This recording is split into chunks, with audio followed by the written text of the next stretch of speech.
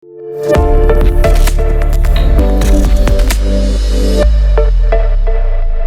back, best ever listeners, to another episode of Passive Investor Tips. I'm your host, Travis Watts. In this episode, we're talking about why your first million is so hard. Disclaimers as always, never financial advice, not telling you or anyone else what to do, for educational purposes only. So let's get started. A lot of investors, myself included, when you first get rolling, or you're in your first few years of investing, start with a goal in mind. A lot of people say, well, I want to be a millionaire, or I want to have $10,000 a month in passive income. And while goals are great, and I'm a big advocate for goals, I talk about them all the time, you also need to have a plan. So in the last episode, we discussed the 4 pillars of financial independence, which are basically an outline or a guide on how exactly you can get from A to B. If you haven't checked out that episode, I highly encourage you to do so. So make a note of it. And as I always say, it's simple, but not easy.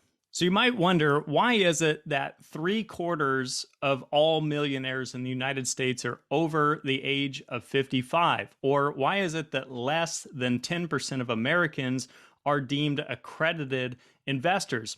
I was recently reading a national survey conducted by Chris Hogan in affiliation with the Dave Ramsey team. This is a survey that they conducted on 2,000 millionaires nationwide, as well as surveying the general population. When they asked the survey participants, do you have to be lucky in order to get rich, 51% of the general population said yes, while only 22% of actual millionaires agreed with that.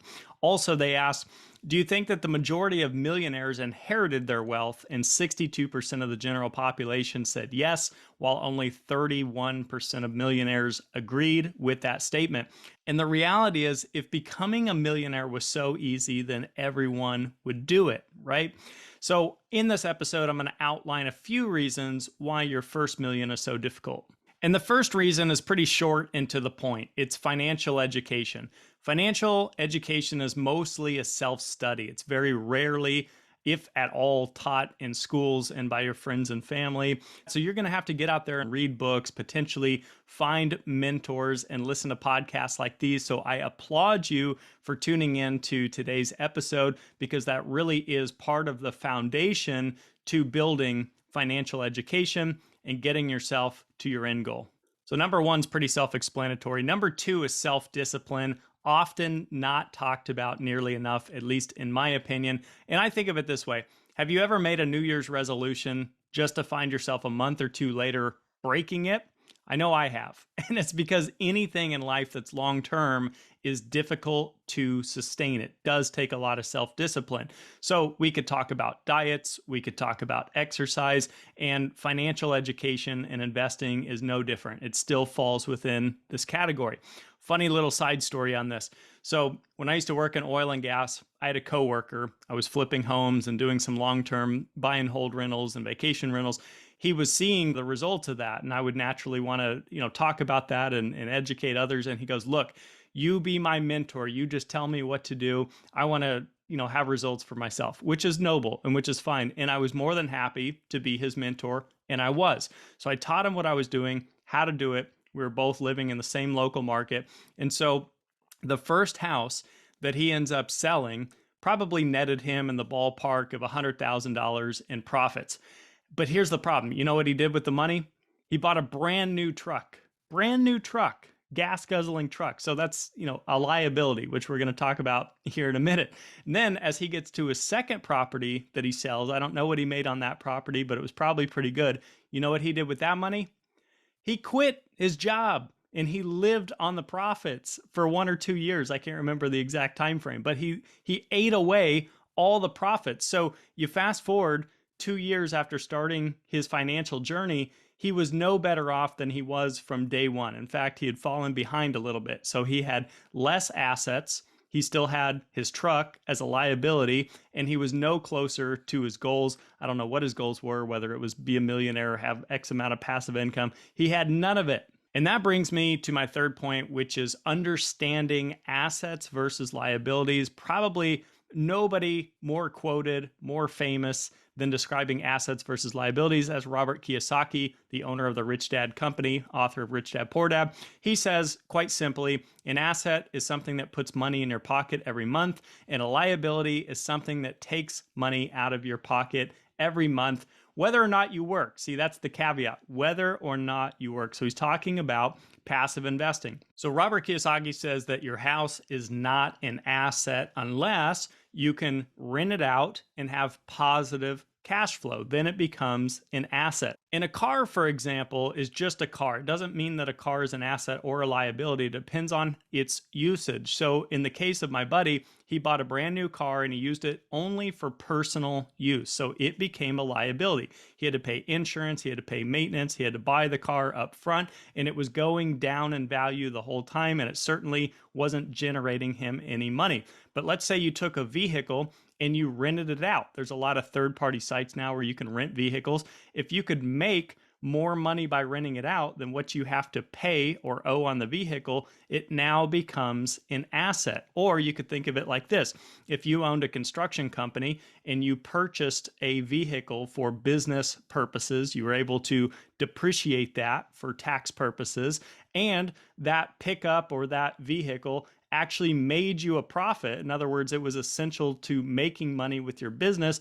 That could then be deemed an asset in that situation. Whether or not it's an asset or liability depends on if it puts positive cash flow or passive income in your pocket every month, or it takes money away from you. So that's a quick rundown on assets versus liabilities 101. And unfortunately, a lot of people have difficulty distinguishing between the two. But again, we weren't taught that in school. Were you? I know I wasn't.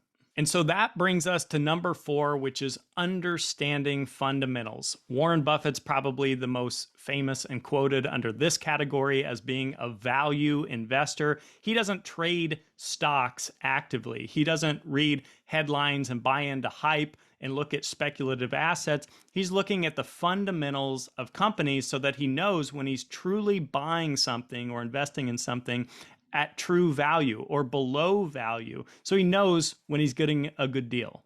This year in the stock market, we've seen the most speculative assets take the steepest and deepest nosedives. You've seen things like crypto and digital currencies and NFTs and tech stocks and unprofitable companies take massive, massive pullbacks and retractions as we potentially head towards recession. And you've seen the most profitable companies, the blue chip stocks, the dividend paying companies, positive cash flowing real estate really hold their weight in an environment like this. And that, my friends, is all about the fundamentals. I love the quote by Benjamin Graham. He says, in the short run, the market is a voting machine, but in the long term, it's a weighing machine. And that is simply a quote about fundamentals. One last story I'll share with you is the story of Michael Jordan. Probably no one more famously quoted or known for talking about fundamentals. Michael Jordan would show up early to practice. He would work his days off. He would be doing very simple and routine things all through the off season, like working on simple movements, dribbling the ball, taking very easy shots, just working on his form. And Michael Jordan's quote goes like this. He says, you can practice shooting 8 hours a day, but if your technique is wrong, then all you become is very good at shooting the wrong way. Get the fundamentals down, and the level of everything you do will rise. I love that. So I want to thank you for tuning in. This has been a very short episode of Passive Investor Tips. If we haven't connected on LinkedIn, Facebook, Instagram, Bigger Pockets, look me up, Travis Watts. My last name's Watts, or at Passive Investor Tips on social media. So always happy to be a resource for you or anyone you know that could find value in these episodes or in this content. I give my time away for free to all of you. So I'll see you next week in another episode. Have a best ever week, everyone.